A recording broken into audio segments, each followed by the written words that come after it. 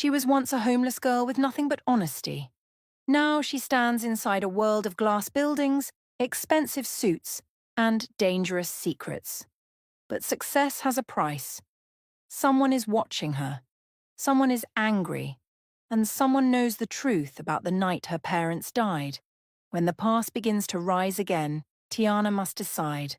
Will she stay silent and safe? Or risk everything to uncover the truth? Because this time, it's not just about a wallet. It's about justice. Tiana stood in front of the tall glass building and took a slow breath. Just a few months ago, she had been sleeping behind a bakery.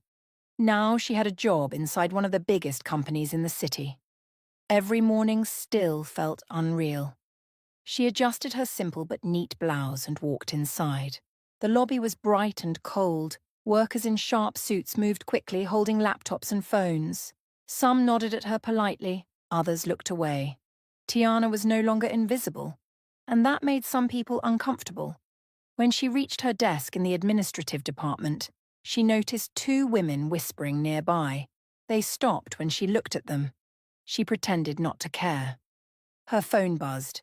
It was a notification. She opened it casually. Then her heart dropped. Someone had posted an old video online. It was from months ago when she was still homeless. She was sitting on cardboard, holding a small bag, looking tired and hopeless. The caption read, "From the street to the CEO's office." How did she really get there? Her hands began to shake. Within minutes, more messages appeared. Gold digger. She planned everything. Nobody is that lucky, Tiana swallowed hard. She had worked so hard to rebuild her life, but the internet did not care about truth. It only cared about drama. A shadow stopped near her desk. She looked up. It was Damien. He held his phone in his hand. His expression was calm, but his eyes were not. "I've seen it," he said quietly. She forced a small smile. "It's nothing." "It's not nothing," he replied. He lowered his voice. "Success attracts attention, and attention attracts enemies." Tiana looked down at her screen again. "How did they even get that video?" she whispered. Damien did not answer immediately. "That's what worries me," he said. Later that afternoon, the atmosphere in the office changed. People were staring openly now. One staff member walked past her desk and muttered, "Some people rise too fast." Tiana felt the words like a slap. She kept working. She would not cry. She would not break. That evening she returned to her small apartment. It was not luxurious, but it was clean and safe. She locked the door carefully and leaned against it. Silence. Finally, she allowed herself to breathe. Her phone buzzed again. Another message. This one was not from social media. It was from an unknown number. Her heart began to race. She opened it slowly. The message was short. "You should have stayed poor." Her stomach tightened. Another message followed immediately. "Return what you took, or we expose the truth about your parents." The room felt suddenly smaller. Her parents. No one talked about them. No one knew details. What truth? Her fingers trembled as she typed back, "Who is this?" No reply. Instead, another message appeared. A photo. It was an old picture of her parents standing in front of a small office building. A building she did not recognize. Her chest felt heavy. Why would anyone send this? Why now? Tears filled her eyes, but she forced them back. She was no longer the girl who slept on the street. She was stronger now, but strength did not stop fear. There was a knock on her door. Her entire body froze. It was late. No one was supposed to visit. The knock came again. Slow. Calm. Her heart pounded in her ears. She walked quietly toward the door and looked through the small peephole. No one. The hallway was empty. Her breath became shallow. Another buzz from her phone. "Look outside." Tiana's pulse raced. She stepped back from the door. This was not a coincidence. Someone was playing with her. Someone wanted her afraid. She grabbed her phone and dialed Damien. He answered immediately. "Tiana?" "I think someone is watching me," she whispered. There was silence for 1 second. Then his voice became firm. "Stay inside. Lock everything. I'm sending security. Tiana nodded even though he couldn't see her. She locked the windows. She checked the bathroom. She turned off the lights. The apartment was dark now. She sat on the edge of her bed, phone in hand. Another message came. This is only the beginning. Tiana stared at the screen. Her honesty had changed her life, but it had also awakened something else. And whoever was behind this was not done with her yet. The next morning, Tiana barely slept. Her eyes felt heavy, but her mind would not rest. The messages from the unknown number kept repeating in her head. Return what you took. We expose the truth about your parents. She dressed quietly and left for work. 2 security officers were already waiting outside her building. Damien had not taken any chances. Inside the company, the air felt different, too quiet. People were not whispering anymore. They were watching. As she walked past the reception desk, she noticed something strange. A few staff members quickly turned their computer screens away when she passed. Her stomach tightened. When she reached her department, Mr. Kelvin called her immediately. Tiana, come with me. His tone was serious. Too serious. He led her upstairs to a small conference room. Several senior staff were seated inside. Damien was not there. Her heart began to beat faster. What is this about? She asked softly. Mr. Kelvin placed a file on the table and pushed it toward her. Explain this. She opened it. Her breath stopped. It was a transaction report showing that a large amount of company money had been transferred from a restricted account, and next to the approval line, her name. No, she whispered. I didn't sign this. One of the board members leaned forward. Your digital signature is here. That's impossible, she said quickly. I don't even have access to that account. The room grew tense. We checked the system, another voice said. The login came from your employee ID. Her chest tightened. This was happening again. The same nightmare. Being called a thief. But this time, it was worse. This is not me, she said firmly, even though her hands were shaking. Someone is setting me up. A woman from accounting spoke coldly. You have a history of suspicious attention. Tiana looked at her in disbelief. What does that mean? It means, the woman continued, you suddenly rise from the street into a powerful man's life. And now, money goes missing. The words cut deep. The door opened. Damien walked in. His presence changed the room instantly. What's going on? He asked calmly. Mr. Kelvin explained quickly. Damien listened without interrupting. Then he turned to Tiana. Did you authorize this transfer? She looked into his eyes. No. He studied her face carefully. There was no fear of guilt in her eyes. Only fear of betrayal. Damien turned back to the board. Who verified the login records? He asked. We did, one man replied. Show me the raw system logs, Damien said. The man hesitated. They're being processed. Damien's expression hardened. Processed? Silence filled the room. Tiana's heart pounded. Something was wrong. Very wrong. At that moment, her phone buzzed inside her bag. She hesitated. Damien noticed. Check it, he said quietly. She pulled it out. Another message from the unknown number. We told you to return what you took. Another message followed. Next time, we won't frame you. We'll destroy you. Her breath became shallow. She turned the phone slightly toward Damien. He read it. His jaw tightened. This is coordinated, he said calmly. One of the board members spoke quickly. Are you suggesting this is an internal conspiracy? Damien looked around the room slowly. Yes. The word fell heavily. The staff shifted uncomfortably. Damien continued. No one touches a restricted account without clearance from upper management. A cold silence filled the space. Tiana realized something. Whoever was behind this had power. Real power. Not just gossip. Not just planted evidence. System-level access. Damien leaned forward. Freeze the transaction immediately. Lock all executive access. I want every log pulled. The board members exchanged glances. One of them forced a smile. That seems excessive. Damien's voice turned sharp. It seems necessary. Tiana felt something changing. This was no longer about rumors. This was war.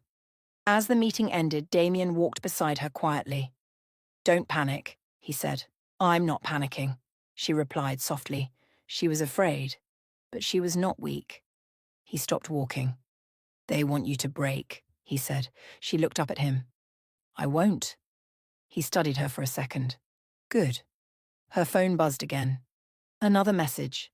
This one was different. It was a short video clip. She pressed play. The video showed an old office building. Her father's voice could be heard faintly in the background. Then the video cut off. Her blood ran cold. That building. The same one from the photo last night. She looked at Damien. "They know something about my parents." Damien's eyes darkened. "And now," he said quietly, "we're going to find out what." The rest of the day felt heavy. Tiana tried to focus on her work, but her mind was not in the office. It was in the video, in the old building, in her father's faint voice. That night, she met Damien in his private office after everyone had left. The city lights glowed through the tall glass windows behind him. "Play it again," he said. Tiana placed her phone on his desk and pressed play. The short video showed the old office building again. The camera moved slightly as if someone was hiding while recording. Then her father's voice was heard clearly this time. "We can't ignore this fraud any longer." The video ended. Damien leaned back in his chair. "Your father worked as an accountant, right?" he asked. "Yes," she replied. "But he never talked about problems at work." "Maybe he didn't want to worry you." Tiana stared at the screen. "My parents died in a car accident," she said quietly. "That's what everyone told me." Damien's eyes were serious. And what if it wasn't just an accident? The words felt like a punch to her chest. Before she could respond, his computer screen lit up. A security alert. Damien frowned. "What is it?" she asked. He turned the screen slightly so she could see. Someone had tried to access the company's internal server again, using an executive-level password, but the access point was not from inside the building. It was remote. "Someone is watching us," Damien said. "And they have high clearance." Tiana felt cold. "So this isn't just about me," she whispered. "No," Damien replied. "It's bigger." The next morning, Tiana noticed something new. A senior board member named Mr. Adeyemi smiled at her in the hallway. He had never spoken to her before. "Good morning, Tiana," he said warmly. She forced a polite smile. "Good morning, sir." "You're adjusting well, I see." His tone was too friendly. "Yes, sir," she replied. He leaned slightly closer. "You must be careful in this company. Not everyone is happy when a person rises too quickly." His eyes held something she did not like. Was it warning or threat? Later that afternoon, Tiana went to visit Damien's mother again. The elderly woman sat peacefully near the window in her wheelchair. "You look troubled," she said softly. Tiana nodded. "I think my parents were involved in something dangerous before they died." The older woman looked at her carefully. "Truth has a way of returning," she said. "But when it does, it shakes everything." "Should I stop?" Tiana asked. "If you stop," the woman replied gently, "they win." That evening, Tiana left the company later than usual. As she walked toward the parking area, she felt it again. That feeling, like someone was watching. She turned around quickly. Nothing, just cars and empty space.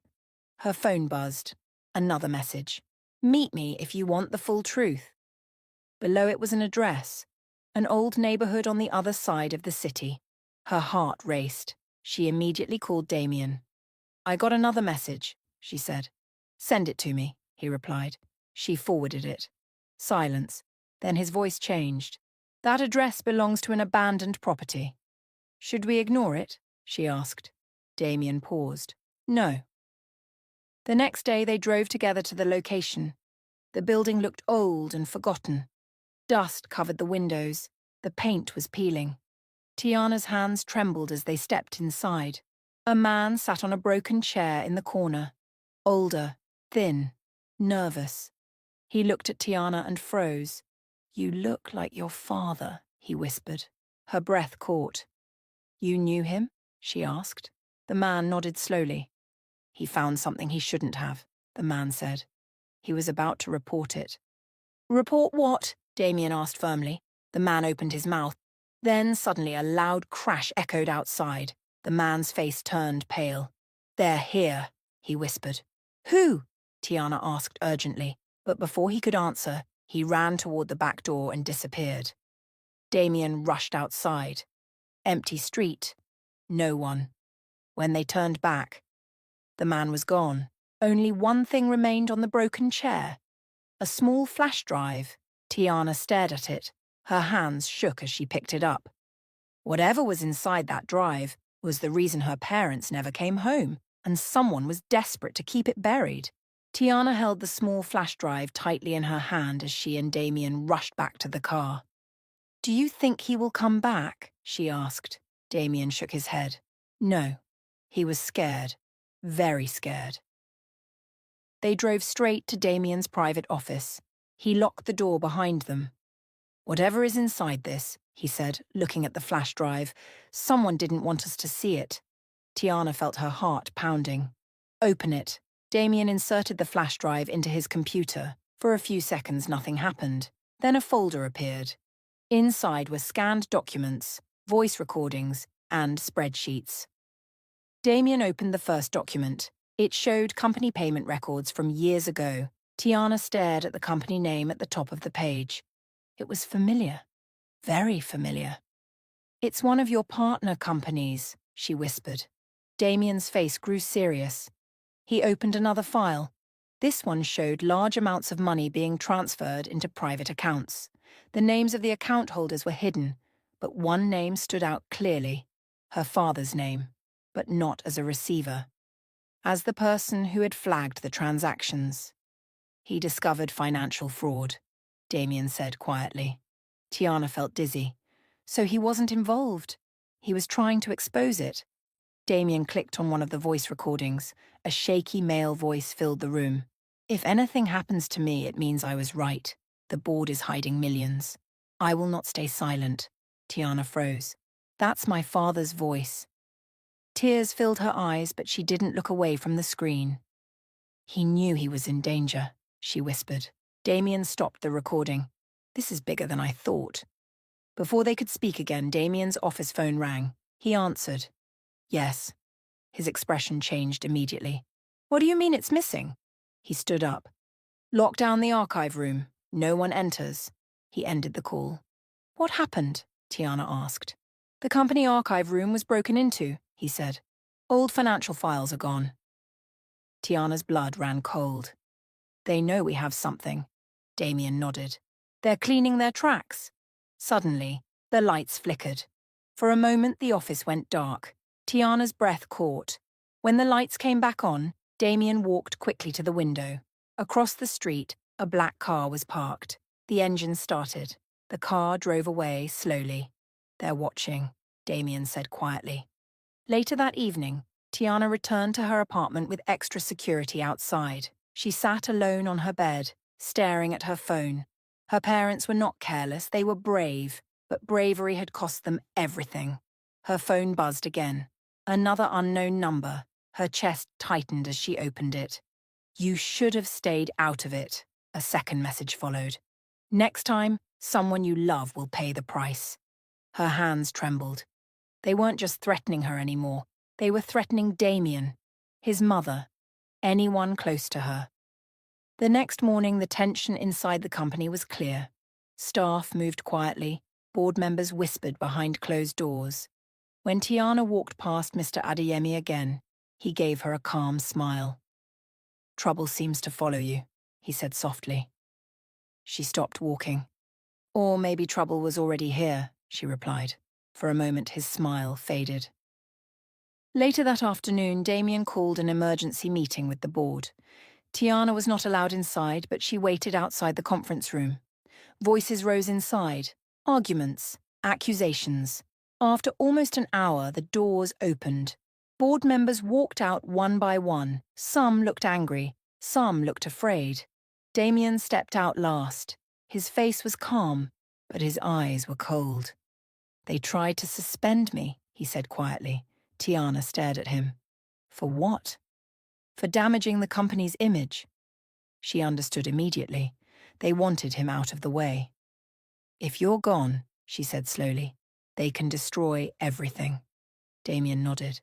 "This isn't just about your parents anymore." "What is it about?" she asked. He looked at her directly. "It's about who really controls this company." Her phone buzzed again. She opened it carefully. A new message appeared. This time it was a picture. A photo of Damien's mother sitting by the window. Taken today. Taken from outside. Tiana felt her knees weaken. Below the photo, one sentence. "Stop digging, or she disappears." Her breath became shallow. They had crossed the line. And now, this was war. Tiana could not breathe. She stared at the photo of Damien's mother again. It was real. It was taken that morning. The angle showed the window from outside. "They're serious," she whispered. Damien's jaw tightened. "They want us afraid." "And they are succeeding," she said softly. He looked at her. "Fear is what they expect.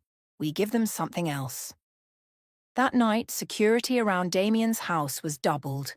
Cameras were checked. Guards were placed outside every entrance. But danger does not always knock at the front door. The next afternoon, Tiana left the company early. She needed air. She needed to think. Her phone buzzed again.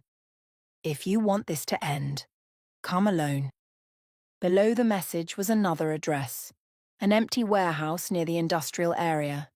She stared at the screen. Her heart told her to ignore it. But her mind told her something else. If she didn't go, they might hurt someone. She called Damien. He did not answer. He was inside another board meeting. She sent him a short message. "I'm handling something.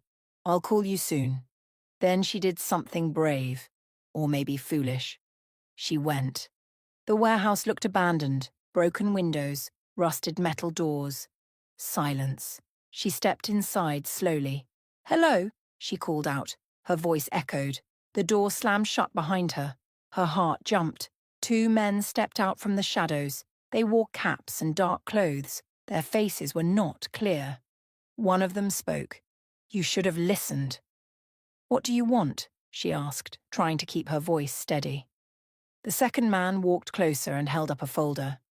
"Sign this." She looked at it. It was a written confession. It said she admitted to stealing company money. It said she lied about her parents. It said everything was her fault. "If you sign," the first man said calmly, "this all ends." "And if I don't?" The man smiled slightly. "Accidents happen."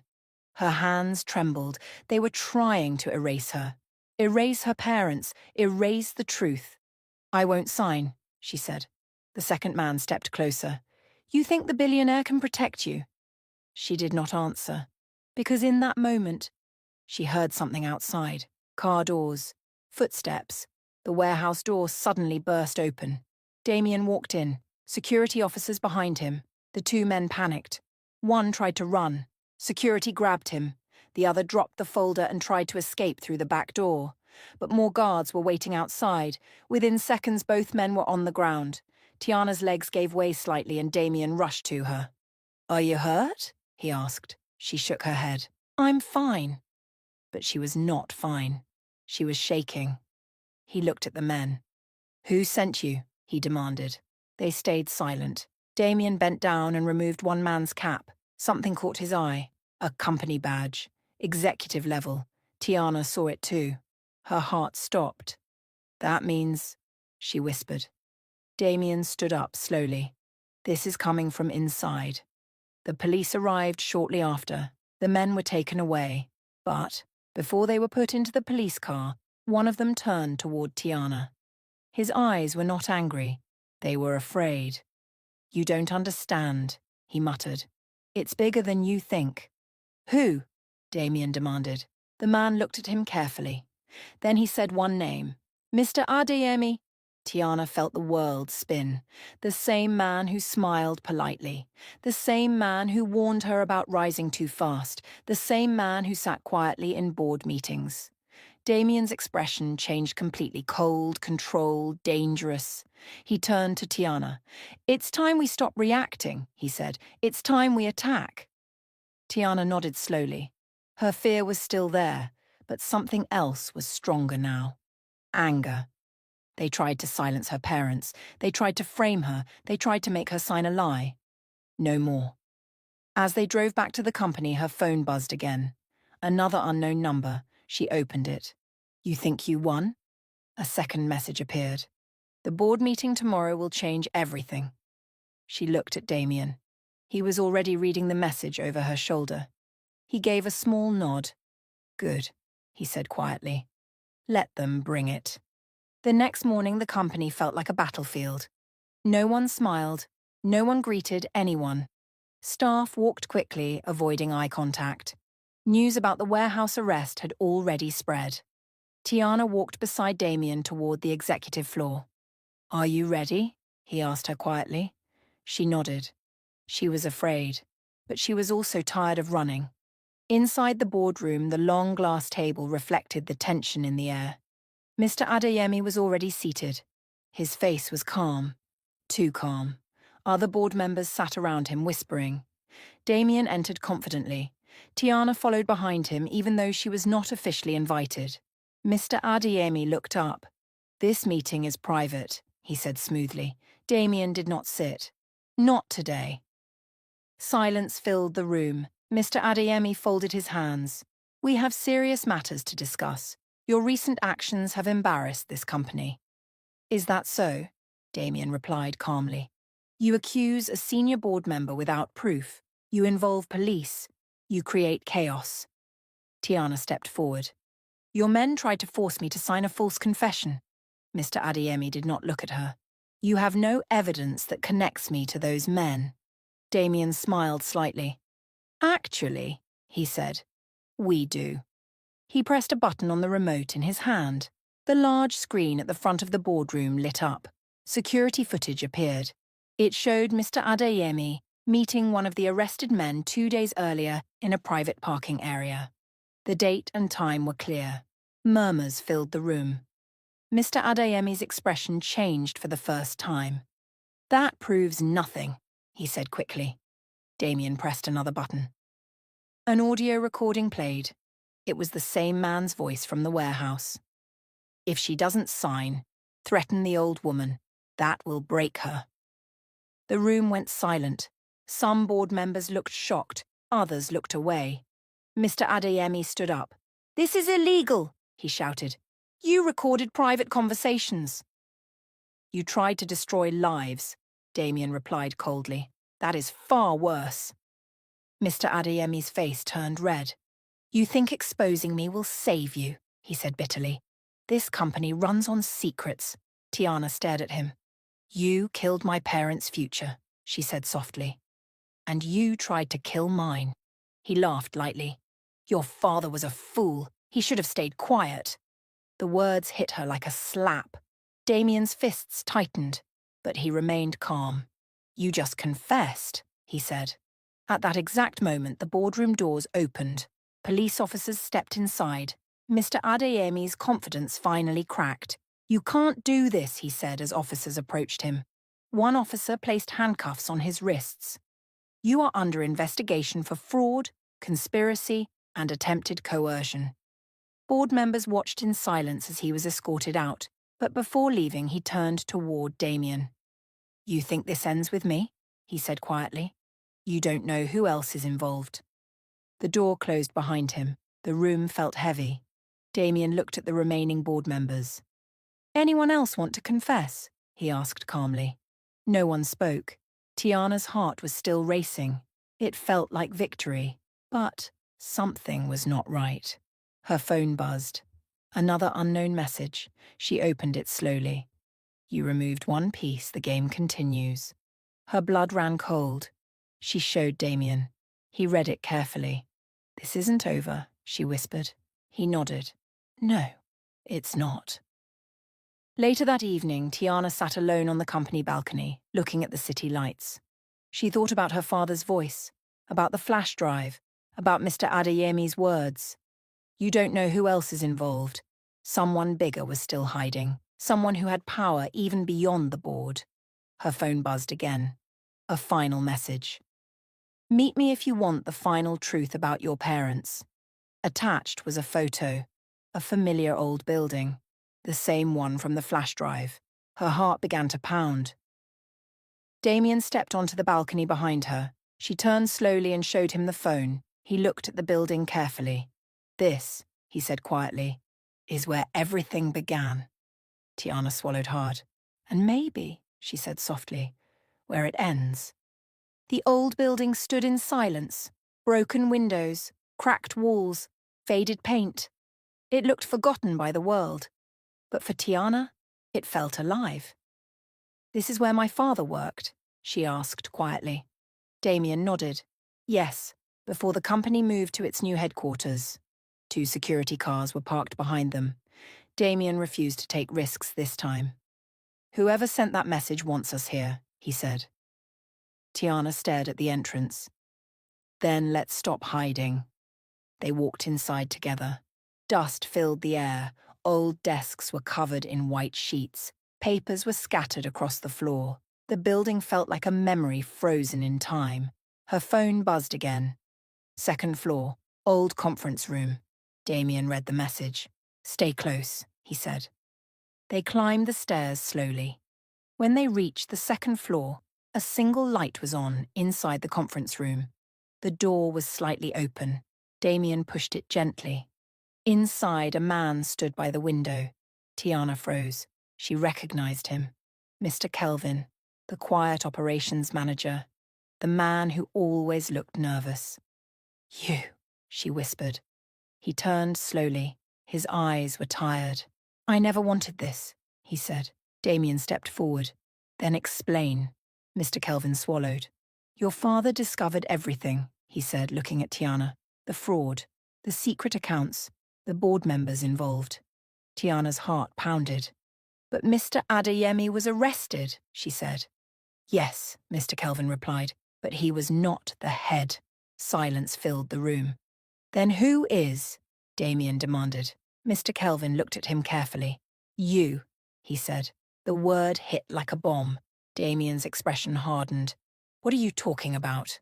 Your late father, Mr. Kelvin said slowly. He started the system years ago. He created the hidden accounts. The board only continued it. Tiana stared at Damien in shock. That's a lie, she said immediately. Damien's voice was calm but cold. My father built this company. Yes, Mr. Kelvin said, and he built the corruption too. He placed a folder on the table. Your father and Tiana's father were once partners in exposing the fraud, but when things got dangerous, your father chose power. The room felt heavy. Tiana's breathing became uneven. No, she whispered. Mr. Kelvin opened the folder.